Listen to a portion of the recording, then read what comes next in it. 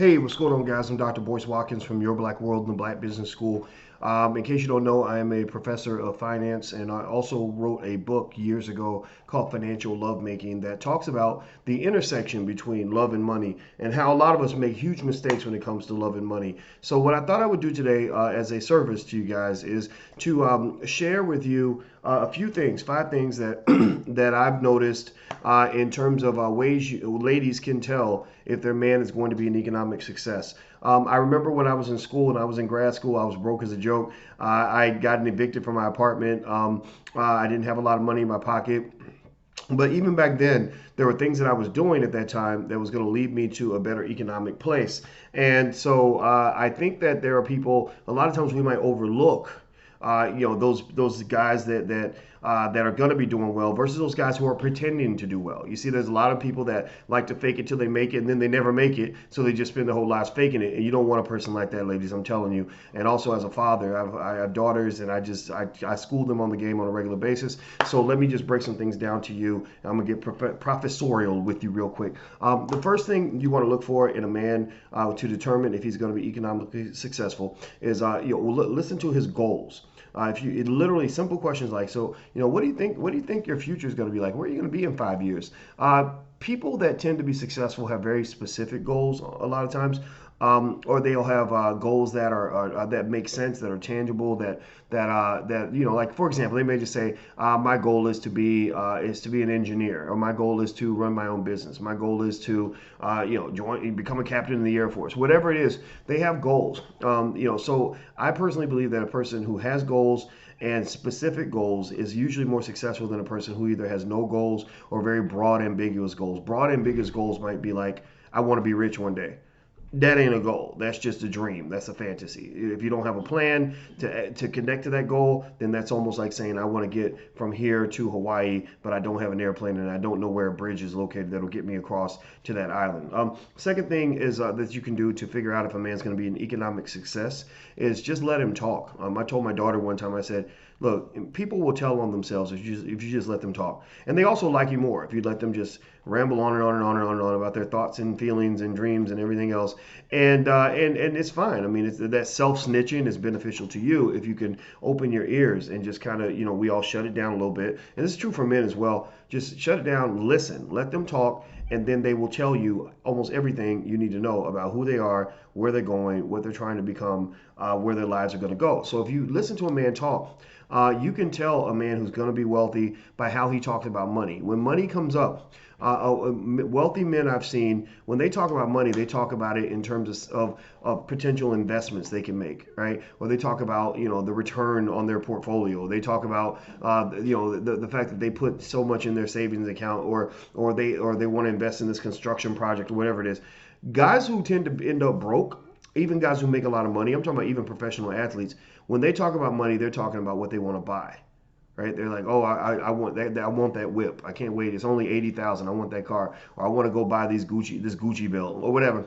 And the thing about it is that it's not to say that a person can't be financially successful if they also have extreme, materialism, because it's possible. The idea is that you just have to make more money than you spend, right? You have to make enough money to support that lifestyle. The problem is that there are a lot of people who have a lifestyle that's here and an income that's here. And so financial freedom isn't about just being super wealthy. Financial freedom is about being able to afford the lifestyle that you feel that you need to have and to still be financially secure, where you're not stressed out, overworked, staying up at night, bumming money off people, going deep in debt just to maintain a lifestyle that you can't afford. So financial freedom does not always have to do with how much money you have. It has to do with whether you can handle the load that you've chosen to carry. Some people carry a huge load and they carry a huge load and they can't hold it up. It's too much. The third thing you can do is watch his actions. People are not what they say they are. People are what they do. Right? That's just what I believe.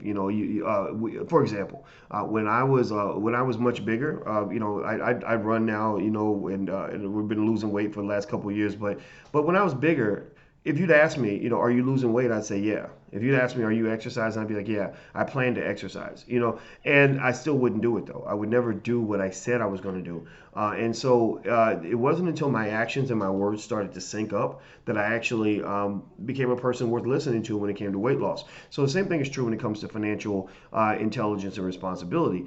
People are not just what they say. Like somebody might tell you, oh yeah, I plan to invest. Oh yeah, I plan to build wealth. Yeah, I plan to do this. I plan to do that. But if they're not doing it, then they ain't doing it. If they're not doing it, then that's not who they are, right? Maybe that could be who they are one day, but a lot of people do a whole lot of talking and a lot less doing than talking. Rich people tend to be people that are able to say they're going to do something and actually do it, and that's just part of an honor code in terms of I think how a man should conduct himself. If you say you're going to do it, you got to do it. And so, but all of us fall short of the grace of greatness every now and then. So it's not to say people don't make mistakes, but you got to look out for that kind of thing. Watch how he spends money when he goes out. If he spends it like it's going out of style, be careful, because that's a guy, unfortunately, who may end up in bad financial situations. Or if he's quick to whip out that credit card to impress you, don't get too impressed. Enjoy the meal, enjoy the gift, whatever it is that you're getting out of the situation, but just be thoughtful about what you might be tying yourself into. The fourth area, excuse me, that I've noticed about men who are going to be economically successful is that they tend to have a lot of training or education, or they're gaining training and education, or they're obsessed with getting more of it. Why is that important? Well, because people who build wealth understand that skill is connected to riches. The more skill you have, the more money you get. People give you money for basically fulfilling a need. So if you are a person who can fulfill a need, if you are a person who can get out here and do some plumbing for somebody, or you're an engineer and you can do engineering for a company, or you are working on that master's degree and you can go and work for this corporation and get all this money with your master's degree, or start your own business, whatever it is.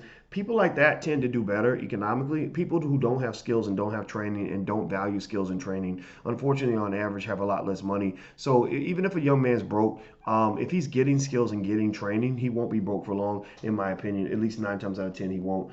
The last piece you may want to look at is what does he actually own versus what does he pretend to own, right? So if he has a nice car, nice house, nice clothes, nice whatever, first of all, that says a lot. If he's accumulated like lots and lots and lots of expensive clothes, or drives a really expensive car, and his income doesn't correlate with the assets that he has or the things that he's bought, that tells you that maybe he's spending money on things that are not going to grow in value. But then you look at things like real estate. Or is he a renter or a buyer? If he is a renter, is he aiming to one day be a buyer? Because buyers become homeowners and they own assets. Renters give money away to a landlord for their entire life if they don't ever change their behavior.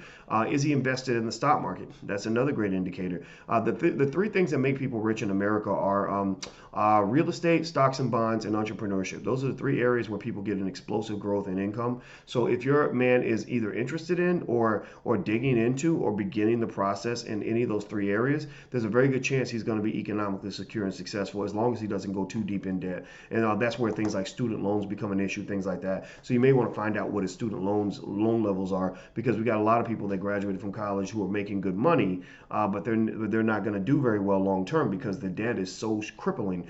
They become almost like the federal government. The federal government makes a lot of money, but the debt is so insanely high that they'll never repay that debt, and the interest payments will start to put pressure on the economy. So ultimately, the same thing can happen with an individual. The student loan debt becomes so extraordinarily high that even a person who has a high income, who isn't creative and doesn't have a strong wealth strategy, is never going to get past. Like they have a hard time moving to the future because they can't get past the past. So it doesn't mean you dump somebody because they have student loans.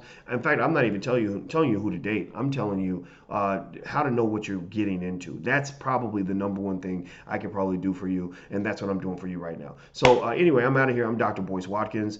Feel free to first of all make sure you subscribe and like and share and all this other stuff with this video if you think it's helpful. Also, we have the Black Business School, and that is we have 80,000 students, and if you want to join the Black Business School, you can actually get started for free at theblackbusinessschool.com. That's theblackbusinessschool.com. Last but not least, we also have financial workbooks and financial flashcards for children. So if that's of interest to you and you want to teach your kids or your nieces, nephews, siblings, etc., about the fundamentals of wealth, please visit financialflashcards.com. That's financialflashcards.com or financialworkbooks.com. So we got a lot of stuff here that can show you everything you need to know about wealth, and I hope this video was helpful to you. I'll see you soon. Have a good day. Take care. Peace.